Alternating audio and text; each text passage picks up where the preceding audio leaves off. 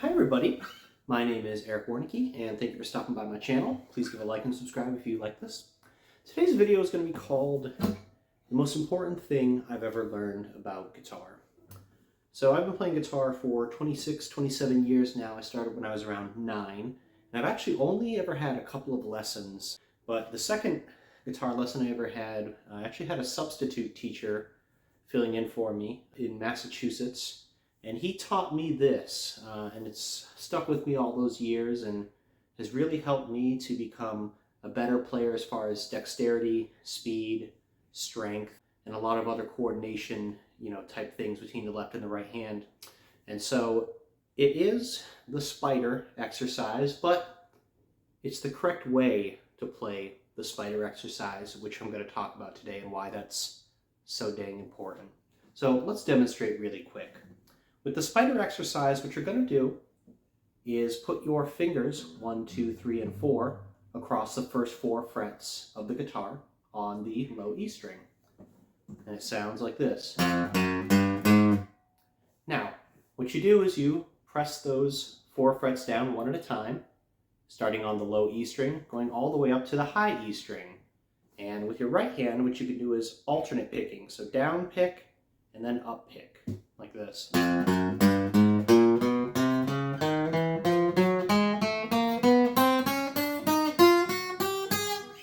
But I want you to notice something about the way that I did that. I'm not having my fingers go up in the air like this every single time I press a note, and I'm not just only pressing down one finger at a time.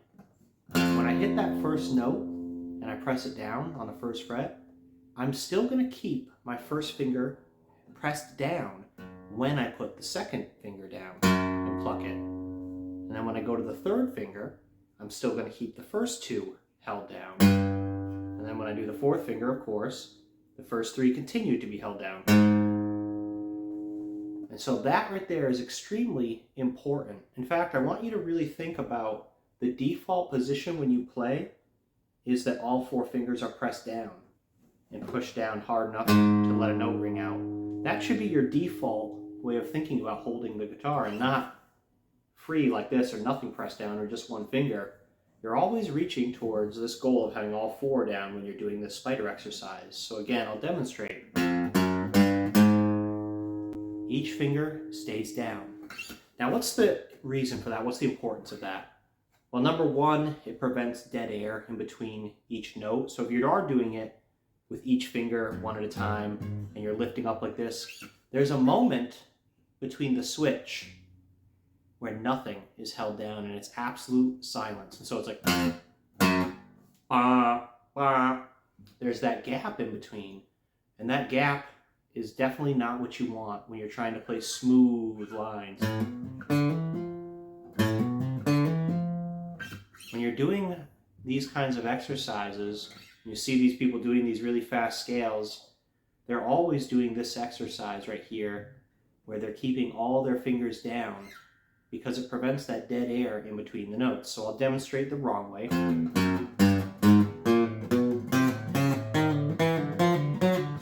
There's all kinds of junk noise in between each note. There's the silence in between each note, and there's this sound of me physically releasing the string, a pull off. And you absolutely don't want that. So again, let me demonstrate the whole exercise, keeping each finger pressed down as I ascend.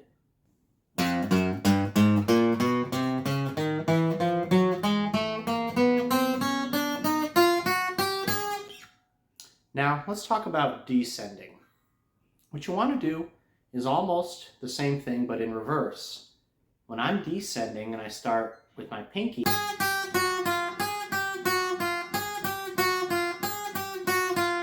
when I'm doing a descending pattern like that, I have all 4 fingers held down already, and I just simply remove a finger to the right each time. So let me demonstrate that going in reverse.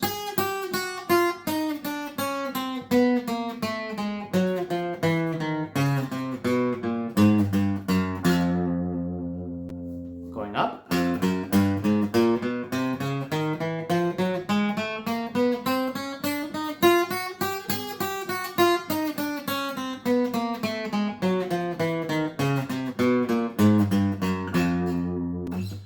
obviously going in reverse, it's a little bit more difficult because you have to start with all 4 fingers down when you're doing this spider exercise. But let's hear what happens when you do it wrong.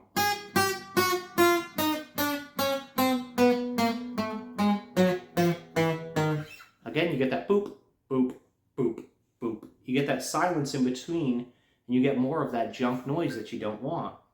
And so one more thing I'm going to talk about real quick is just the transition from the end of a phrase, so your pinky, to the start of a new phrase on a new string, going back to the first finger again. I will move my pointer finger down to the lower string right after I pluck the pinky. I will literally use the pinky as like an anchor while it's down to lift up and physically move that first finger down. So let me try to demonstrate, and I'll go forward just a little bit so you can kind of see the movement of my finger. Hopefully you saw that.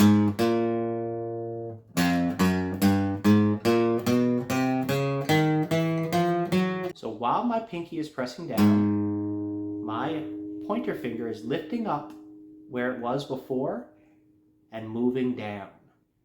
And all that happens in a fraction of a second.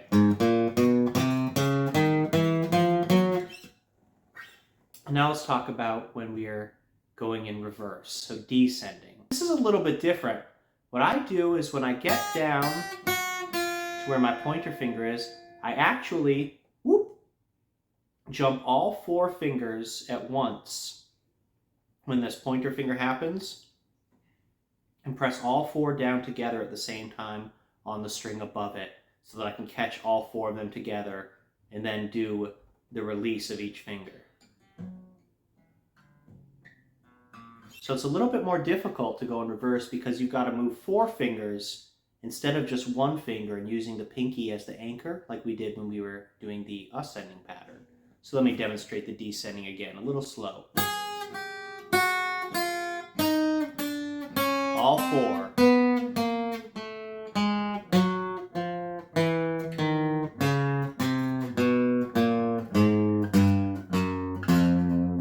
Let's do up and down together one time.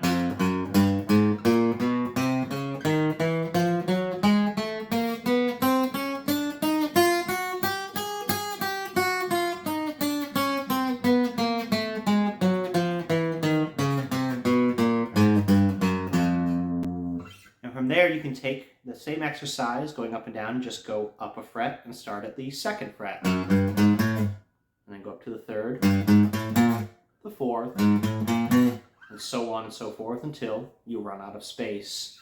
And so this kind of exercise, the spider exercise, with each finger being pressed down, can really lead you, if you practice this for a few days, to play a lot faster and a lot more accurately. You can also do little variations. So for example, I don't have to play all 4 notes ascending on the same string. I could do potentially 1 note on each string. So the E string, then the A string, then the D string, then the G string, like this. And then go down a string. Now start on the A string and go down a string. And then the D string. And of course now I'm out of room. So from here I can start at the bottom string and do the opposite and go up. 5 on the E, 6 on the B, 7 on the G, and 8 on the D. So that would sound like this. And then you can go up to the B string, and then the G string. So again.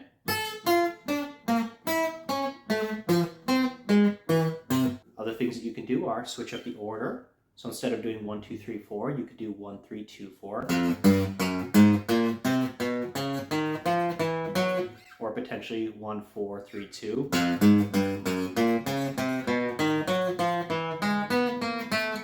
In reverse, you could do so 4, 1, 2, 3. You can switch these up and vary the order of the fingers that you do and the strings that you do. You can even do gaps. Instead of doing 1, 2, 3, 4, you could switch it out and do 1, 3, 4, 5 like this.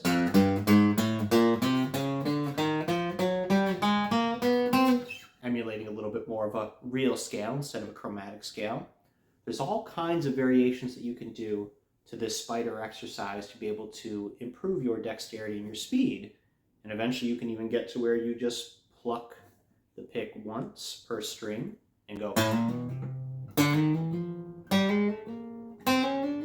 little faster. First.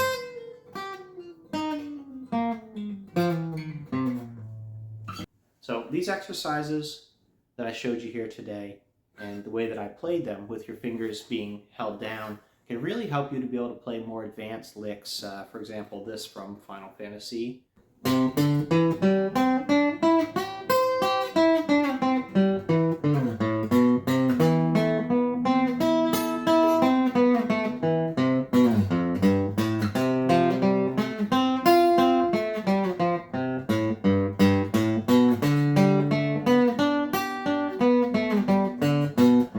I hope that was helpful. Leave a like and comment if you found this video helpful, or if you have your own variation on the spider exercise that you think is even more helpful than this. Thanks a lot for watching.